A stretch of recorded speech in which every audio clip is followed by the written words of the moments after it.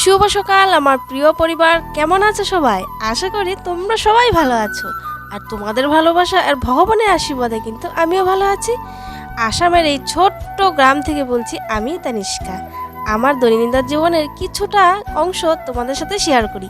আশা করি কাজকর্মগুলো বা আমার জীবন কাহিনীগুলো, আমাদের জীবনযাপন, গ্রামের জীবনযাপন কেমন লাগে সে কমেন্ট করে কিন্তু জানাতে ভুলবে না, কেমন?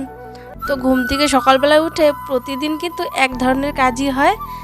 প্রত্যেকটা গ্রামের বাড়িতেই এই কাজটা হয়ে থাকে। সেটা হলো, প্রথম কাজ হলো উঠোন ঝাড় দেওয়া। আর দেখতেই পাচ্ছ সকালবেলা উঠেই কিন্তু আমি প্রথমে উঠোন ঝাঁটাটা নিয়ে উঠোন ঝাড় দেওয়ার জন্য লেগে পড়েছি। আর একটা কথা কি বলতো, গ্রামের বাড়িতে কিন্তু উঠোন কিন্তু অনেকটা বড় হয়, যার জন্য অনেকটা সময় লেগে যায় উঠোন ঝাড় দিতে। যেহেতু আমরা পুরোটা দেখাতে গেলে না, মোটামুটি কি বলতো, ব্লগের ওই উঠোন ঝাড় দিতে 1-1.5 ঘন্টার মতো হয়ে যাবে। তার জন্য শর্টকাট করে একটু একটু দেখিয়ে দিচ্ছি তোমাদের সাথে। আর এপাশ ওপাশ তো অনেক পাশ থাকে মানে গ্রামের বাড়িতে, তার জন্য কি বলতো অনেকটা দেরি হয়ে যায় উঠোন ঝাড় দিতে। এদিকে উঠোনটা রাস্তার দিকে ঝাড় দিচ্ছিলাম, তখনই পিসে আসছিলো। পিসে বলছিল কি কিরে ক্যামেরা দিয়ে কী করছিস? এই পিসেটা যখনই দেখে আমাকে যে আমি কোনো ভিডিও করছি, উনি একদম পুরো রেডি হয়ে থাকে, ওনাকে ভিডিও করতে হবে, খুব ভালোবাসেন উনি। তো যাই হোক, ওই পাশটা ঝাড় দিয়ে তারপর আবার এই পাশেও চলে আসলাম। আর এই পাশটা ঝাড় দিয়ে কিন্তু এই যে দেখতে পাচ্ছ, আমি কিন্তু মানে ঝাঁটাটা ধুয়ে নিলাম। আর এটা কিন্তু সত্যি প্রত্যেকটা বাড়ির বউয়েরই নিয়ম, ঝাঁটা মানে ঝাড় দেওয়ার পর ধুয়ে রাখতে হয়। কিন্তু ঝাড় দেওয়ার পর আবার আমি না ভুলে গেছি যে ওই পাশটা তো ঝাড় দেওয়া হয়নি। কি করি বলো তো, আবার চলে গেলাম ওই পাশটা ঝাড় দিতে, তারপর আবার ধুয়ে রেখেছি, সেটা না দেখানো হয়নি। তো চলো, এইদিকে এই পাশ ও পাশ মানে কত পাশ যে থাকে গ্রামের বাড়িতে, মানে কি বলবো, টাউনেই ভালো গো, উঠোন চুঠোন থাকে না, ব্যাস ঘরের ভিতরে কাজ করো, খাও দাও ঘরের ভিতরে।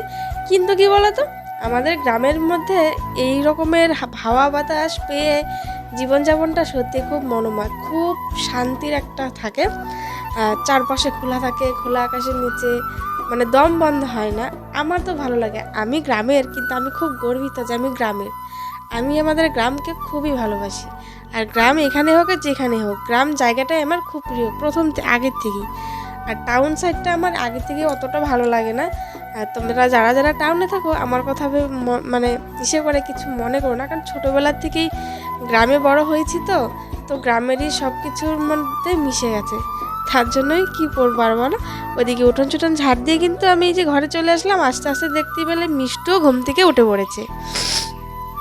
তো ঘরটা ঝাড় দেবো, সাইকেল ছিল দুটো, তো সাইকেলগুলোকে না বের করে আর ঘর কী করে ঝাড় দিই বলো তো, সাইকেলের চাকার মধ্যে কতটা না বালু টালু থাকে। তার জন্যই ওই যে আমি সাইকেলটাকে বের করে তারপর ভাবলাম ঘরটা ঝাড়ু দিয়ে দেবো। এদিকে বোনও উঠে গেছে। আর এখন কিন্তু বর্তমানে আমি বাপের বাড়িতে আছি। তো বাপের বাড়িতে আসার পর থেকে খুব অসুস্থ হয়ে গেছিলাম, তো 1-2 দিন একটু ভালো লাগলো, ওই যে টুকটাক কাজ করি।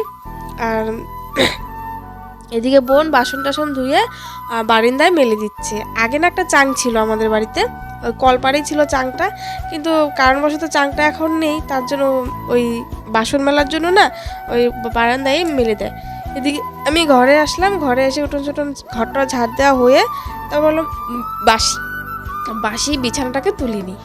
এদিকে বাসি বিছানা তোলার জন্য ঘর এত অন্ধকার ছিল, কারেন্টও ছিল না। তারপর কি করব, তারপর খিড়কিটা খুলে দিলাম। খিড়কিটা খোলাতে একটু আলো চলে আসলো। গ্রামের আমরা এই অভাবের সংসারে, আমার বাপের বাড়ি বলতে কি বলতো, খুব মানে খুব সাধারণ বাড়ির মেয়ে আমি, আর আমি খুব সাধারণ বাড়ির বউ। আর বাপের বাড়ি যেমন সাধারণ, মেয়েও আমি বউ হয়েছি সেই সাধারণ বাড়িতেই। তো খুব টানাটানির মধ্যে আমার বাবার বাড়িতে আমরা সবাই সুখে আছি। কেমন করে কাটছে জীবনযাপন কয়েকদিনের ভিডিওতে তোমাদের সাথে সেইগুলোই শেয়ার করব। আশা করি ভিডিওগুলো ভালো লাগবে। সাধারণ মানুষ তো, তার জন্য আমাদের ভিডিওগুলো খুব সাধারণ হয়ে থাকে। তো এদিকে বিছানা টিছানা তুলে তারপরে এই যে কাপড় জমেছিল, আমি সবসময় চেষ্টা করি প্রতিদিনের কাজ প্রতিদিন করার জন্য। তাহলে কি বলতো, একা তো, আর গ্রামে তো জানো অনেক ধরনের কাজ থাকে বাইরের পাশাপাশিও, তার জন্য 2 দিন না ধোয়া হয়েছিল না, অনেকটা জমা হয়ে গেছিলো। আজ হলো শিবরাত্রি, তো সব কাজকর্ম করে সংসারের তারপর চলে গেলাম বোন আর আমি দুজন মিলে মন্দিরে পুজো দিতে, ঠাকুরকে মানে শিবরাত্রির পুজো দিতে। চলো শিবরাত্রির পুজোটা দিয়ে নিই, দিয়ে আবার বাড়ি যাব। তো চলো একটু দেখে নাও, পুজোটা দিয়ে নিলাম।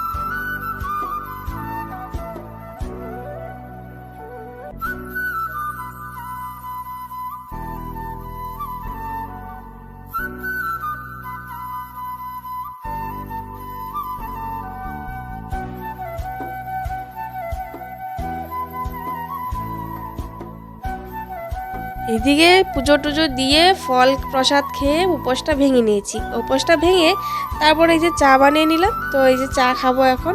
এখন মোটামুটি কটা হবে, 10টার মতো হবে, অনেকটা লেট হয়ে গেছে। আর আমার ভয়েসটা তোমরা হয়তো অন্যরকম মনে হচ্ছে, কারণ কি বলতো, সর্দিতে পুরো আমার ভয়েসটাই চেঞ্জ।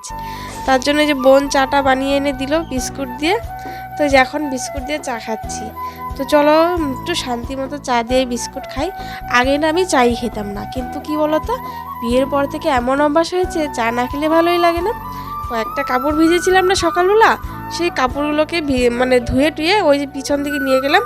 তো আমাদের বাড়িতেই একটা আছে রশি টাঙানো, কিন্তু সেখানে না একদমই রোদ পড়ে না। তার জন্য ওই যে একটু রাস্তার দিকে একটা তার মেলা ছিল, সেখানে গিয়ে কিন্তু আমি ওই যে কাপড়গুলোকে মেলে দিচ্ছি। চলো কাপড়গুলোকে মেলে নিই, তারপরে যাব বাড়িতে আবার।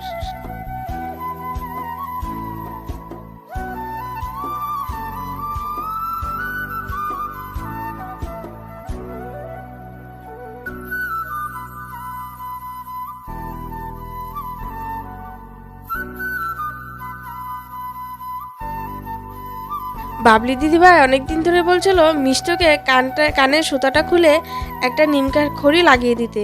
তো আমি সেদিন চেষ্টা করেছিলাম, সেদিন না লাগাতে দেয়নি, কারণ ব্যথা ছিল মনে হয়, সুতাটাও খুলছিল না, তার জন্য সেদিন আর দেখানো হয়নি। তো আজ না আমি এই যে সুতাটা খুলে তারপর কিন্তু ওই যে কি বলে নিম খড়ি লাগিয়ে দিয়েছি। আজকে পুরোটা শুকিয়ে গেছে। তো এদিকে সকালবেলা না সিদ্ধ ভাত রান্না হয়েছিল, তো বোন সিদ্ধটা মাখছে আর সবার জন্য ভাতটা বেড়ে নিচ্ছে। তো সকালবেলার এখন মোটামুটি 11টা পার হয়ে গেছে। সকালের খাওয়া আজকে খেতে খেতে অনেক দেরি। তো ভাত না একটু কম পড়ে গেছিলো, কি করি বলো তো। তারপর মুড়ি ছিল ঘরে। তো ওই যে একটা প্রবলেমে পড়লে আর একটা জোগাড় গ্রামের বাড়িতে এনি টাইমই থাকে। তো সব ভাবলাম যে মুড়ি আছে তো ভাত আর কি রান্না করতে হবে না বর্তমান, আবার তো দুপুরে রান্না করতেই হবে, মুড়ি দিয়ে আর ভাত দিয়ে চল সবাই খেয়ে নিই। তো সিদ্ধ দিয়ে মুড়ি দিয়ে ভাত দিয়ে ভালোই লাগে। আমার মা না এই সিদ্ধ দিয়ে মুড়ি দিয়ে ভাত দিয়ে না মেখে সবাইকে দিত, জানো তো, এতটা টেস্ট হতো। এখন তো মাও নেই, আর সেই মার হাতের খাবারও আর পাই না। তো দুপুরে আজকে রান্না করব সয়াবিনের ঝোল, আর এনেছে হলো বতুয়া শাক বাবা। তো যেহেতু আজকে হলো শনিবার, তো নিরামিষ, তো বতুয়া শাকটার সাথে না রসুন সোমবার দিলে ভালো লাগে, কিন্তু নিরামিষ তো আর সোমবার দেওয়ার জন্য তার মধ্যে গেছিলাম মন্দিরে, নিরামিষ তো খেতেই হবে। তো আলুটা সিদ্ধ করে নিয়ে ওই বোন বতুয়া শাকটাকে একটু বেছে দিল। তো আমাদের কলটা না নষ্ট হয়ে গেছে, তো পিসিদের কলে গিয়ে শাকটাকে ধুয়ে নিয়ে আসলাম। ঘরের ভিতর না শাক ধুতে গেলে অনেকটা জলের দরকার হয়, তার জন্য ভাবলাম বালতি দিয়ে কলপাড়ে নিয়ে চলে যাই, কলপাড়ের থেকে ধুয়ে টুয়ে একদম ঘরে নিয়ে আসি। আর বতুয়া শাকটা খেতে কিন্তু খুবই ভালো লাগে। ভেবেছিলাম বেগুন দিয়ে করবো, তারপর দেখলাম অনেকটা শাক হয়ে গেছে। তো দুপুরে রাতে নাকি শাক খেতে নেই, তার জন্য ভাবলাম না বেগুন দিয়ে যদি বানাই তাহলে থেকেই যাবে, তার জন্য আর বানানো হয়নি। এদিকে ভাত আমি মাটা গালার জন্য এখানে দিয়ে দিয়েছি। ওই জিনিসটা না মা বানিয়েছিল, মাকে বলেছিলাম আমার শ্বশুরবাড়িতেও একটা বানিয়ে দিতে। হ্যাঁ বলেছিল, কিন্তু সে আর সময়ই পেল না, আমাদের ছেড়ে না চলেই গেছে না ফেরার দেশে, আর হলো না। হ্যাঁ, মার কথা মনে পড়লে না বুকটা না কেমন হয়ে ওঠে, জানো তো। এদিকে শাকটা হয়ে গেছে, শাকটা নামিয়ে আদা সম্বাদ দিয়ে বানিয়ে নিয়েছি। এদিকে টমেটো দিয়ে আর ওই যে আলু দিয়ে সয়াবিনের ঝোলটা করব। চলো তরকারিটা বানিয়ে নিই, বানিয়ে এটা নিয়ে তো মশলা একটু বেটে দেব। তো ভেবেছিলাম জিরার গুঁড়ো আছে, কিন্তু পরে গিয়ে দেখি কি বলতো জিরার গুঁড়ো নেই। তারপর উপায় না পেয়ে যে আদা আর একটু জিরা বেটে দিয়ে দিলাম। নিরামিষ তরকারি তো পেঁয়াজ টেস্ট না দেওয়াতে আর একটু মশলা বেটে না দিলে কি আর ভালো লাগে বলো তো, কেমন একটা লাগবে। তার জন্য ভাবলাম না একটু বেটেই দিই, আর বাপের বাড়িতে তো মিক্সি নেই, তার জন্য আমি বেটেই দিলাম। আমাদের বাড়িতেও মিক্সি ছিল, আর সেটা আর আনা হয়নি। এদিকে মিষ্টু ঘুমিয়েছিল, ঘুম থেকে উঠে এই যে জল খেলো। জল খাওয়ার পর এই পেয়ারাগুলো পেরেছিলাম আমাদের গাছ থেকে দুপুরবেলা যে খাবো, সবাই এত দেরি করে সকালের ভাতটা খাওয়া হয়েছিল যে পেয়ারা মাখা খাওয়াটা আর হয়নি। তো আজকে এই যে এই সন্ধ্যার আগে আগে দেখতেই পাচ্ছ, সন্ধ্যার আগে আগে বললাম না মেখে নে, নাহলে কি বলো তো শুটা হয়ে যাবে আর ভালো লাগবে না খেতে। তো সবাই মিলে এই যে পেয়ারা মাখাগুলো খাবো এখন। তো এই যে ও বোনও মাখছে, আর বৌদি, বোন, কাকাতো বোন সবাই মিলে। তো আমি একটা খাচ্ছি, আর দেখতে পাচ্ছ আমার না জ্বর সর্দিতে ওষুধ খেতে খেতে, অ্যান্টিবায়োটিক খেতে খেতে মুখ টুকগুলো না কেমন যেন হয়ে গেছে। আর জ্বরের মুখ তো এই একটু ঝাল ঝাল খেলে না ভালোই লাগে। ভেবেছিলাম এখানে একটু তেঁতুল দিতে পারলে আরও ভালো লাগতো, কিন্তু দুঃখের বিষয় তেঁতুল কোনো জায়গায় আর পেলাম না। তার জন্য যেমন ছিল তেমনভাবেই খেলাম। তো এই যে দেখো আমাদের না ওই পেয়ারা মাখাটা খেতে খেতে কিন্তু সন্ধ্যা হয়ে গেছে। বোন সন্ধ্যা দিচ্ছে, এই যে দেখতে পাচ্ছ সন্ধ্যা দিচ্ছে, সন্ধ্যা হয়ে গেছে। তো একদম চলে যাব রাতে। বর খেতে আসেনি, ও একদম রাতে আসবে। তো সন্ধ্যাবেলায় সন্ধ্যাবেলা চা না খেলে কি হয় বলো তো? বোন ভাই সবাই মিলে আমরা এই যে সন্ধ্যাবেলা একটু চা খেয়ে নিচ্ছি। চা খাওয়ার পর মিষ্টুর বাবা আসবে, ওকে ভাত দিতে হবে, ভাত খাবে। তো ওই যে বোন চা বানিয়ে নিয়ে আসলো। চাটা না ওই বেশি বানায়, আমি খুবই কমই বানাই, বাড়িতে আসলে ওই বেশি বানায়। তো এই যে ভাইও চলে আসলো, তো টিভি দেখে দেখে খাচ্ছি সবাই। টিভি দেখে দেখে খাওয়ার মজাটা আলাদা। এদিকে একটা বার্থডে ছিল, তো বার্থডেতে গেছিলাম একটু। বার্থডে ছোট্ট দাদার বার্থডে। রাধে রাধে খবর পেয়ে গেছে না? খবর পাইছে না, আমি তো হই নাই, বন্ধ পাইছে, বন্ধ হইছে না, আমি তো হই নাই। পয়সা দিতেই জানো আমি আনিছে নিয়ে পকেটে দিব।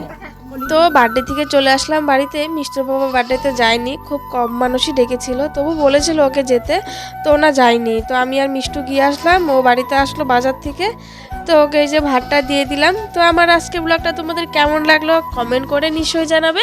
আর যদি ভালো লেগে থাকে একটা লাইক করে দিও। আর যদি আমার চ্যানেলে নতুন হয়ে থাকো তাহলে কিন্তু সাবস্ক্রাইব করতে একদমই ভুলো না।